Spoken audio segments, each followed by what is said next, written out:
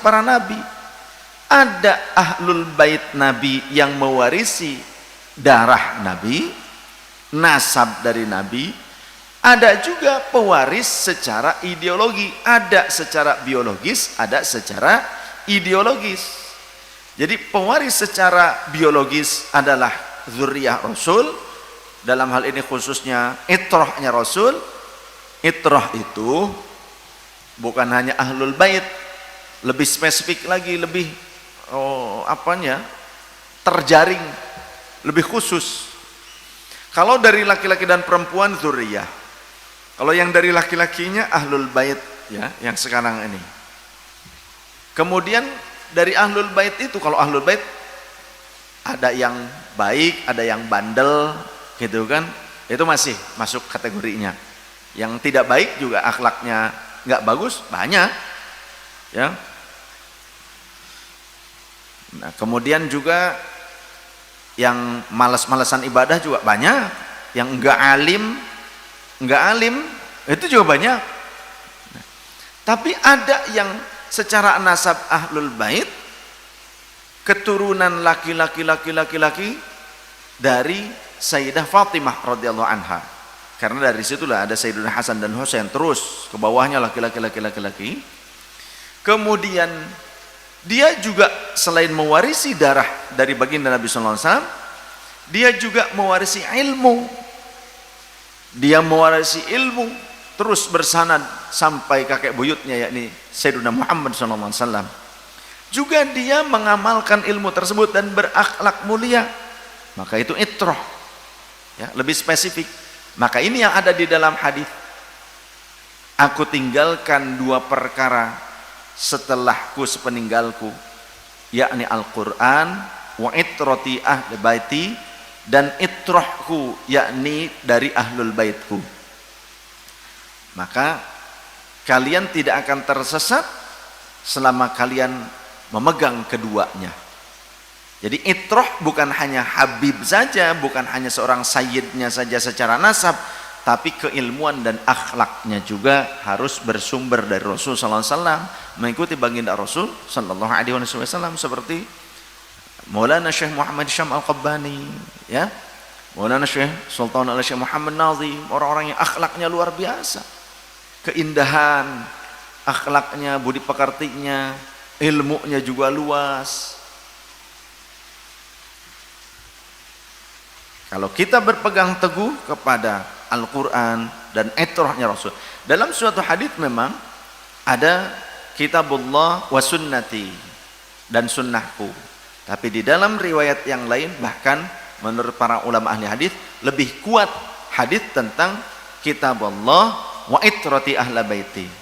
Itu lebih kuat dibandingkan kitabullah wa sunnati secara penilaian perawi hadis, riwayat hadisnya, menurut para ulama ahli hadis. Berpegang teguhlah.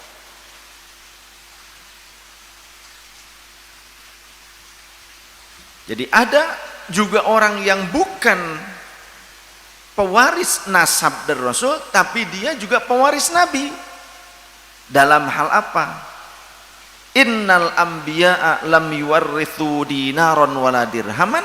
Sesungguhnya para nabi tidak mewariskan dinar, dirham, uang emas, uang perak, ya, sebagai warisan utama, bukan. Akan tetapi walaupun ya Rasul ketika hidup, ketika wafat, beliau juga meninggalkan jubahnya, ada imamahnya, ya, ada tongkatnya, pedangnya ada, masih ada. Gamisnya Rasul juga masih ada. Akan tetapi yang dimaksud sebagai warisan yang paling berharga bukanlah itu. Innama warrathu al-ilma. Sesungguhnya para nabi itu mereka mewariskan ilmu, bukan hanya Nabi Muhammad, tapi para nabi terdahulu warisan yang paling utamanya adalah ilmu. Faman akhadahu akhadha bihauzin wafirin. Siapa yang mengambil ilmu, maka sungguhnya ia telah mengambil bagian yang sangat agung. Masyaallah hadir rahimakumullah. Maka tolong menolonglah dalam menyampaikan ilmu-ilmu yang tervalidasi ini, ilmu-ilmu yang valid dari Rasulullah ini, sampaikan. Ketika kita bukan orang alim, Ketika kita berguru ternyata kepada orang alim yang memiliki sanad ilmu, walaupun kita bukan orang alim, sampaikanlah ilmu dari guru-guru kita. Sampaikan ilmu dari orang yang memegang sanad ilmu tersebut. Walaupun kita bukan ulama, tapi sampaikan dari guru kita yang ulama. Sampaikan. Dengan apapun, kita mampu dengan ucapan, langsung dengan lisan kita secara verbal. Ataupun dengan media, maka sampaikan. Ada tim media guru kita, hasil daripada produk mereka, kita juga sebarkan. Itu salah satu bentuk kita ikut serta dalam perjuangan kebaikan. Maka berarti kita akan dijadikan oleh Allah, ditunjuk oleh Allah sebagai orang yang menjadi sebab terciptanya kebaikan, sebab sampainya kebaikan, sebab terbukanya kebaikan. Oleh karenanya ada sebuah riwayat hadis,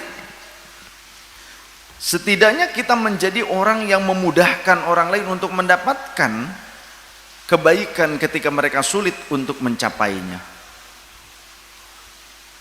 Masuk ke dalam kategori man nafasa an muslimin kurbatan min kurabid dunya nafasallahu anhu kurbatan min kurabi yaumil qiyamah.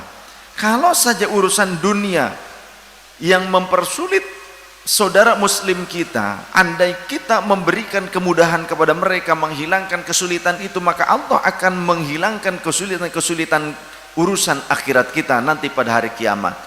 Bagaimana dengan urusan-urusan akhirat, urusan-urusan agama? Contohnya ketika teman kita mau belajar tapi mereka itu kesulitan dengan kendaraannya, sehingga kemudian kita akan menawarkan, ayo ikut saya, bareng dengan saya, yuk kita datang ke majelis ilmu, memudahkan mereka untuk sampai ke majelis ilmu. Maka itu bukanlah urusan dunia, tapi itu lebih besar dibandingkan urusan dunia. Ketika kita mudahkan, andai pun ternyata kita tidak bisa datang langsung, teman kita punya kendaraan tapi ternyata bahan bakarnya habis, kita bisa saja membelikannya bahan bakar untuk kendaraannya. Nih saya isiin, nih isi, kamu berangkat, saya mungkin tidak bisa hadir, tapi setidaknya kamu yang bisa datang ke sana. Memudahkan untuk hal-hal kebaikan seperti ini. Urusan dunia saja yang halal menurut syariat, andaikan orang itu kesulitan, kita mudahkan, Allah akan mudahkan urusan kita di akhirat. Apalagi urusan-urusan agama, ini urusan yang lebih besar dibandingkan urusan dunia. Allah akan memudahkannya.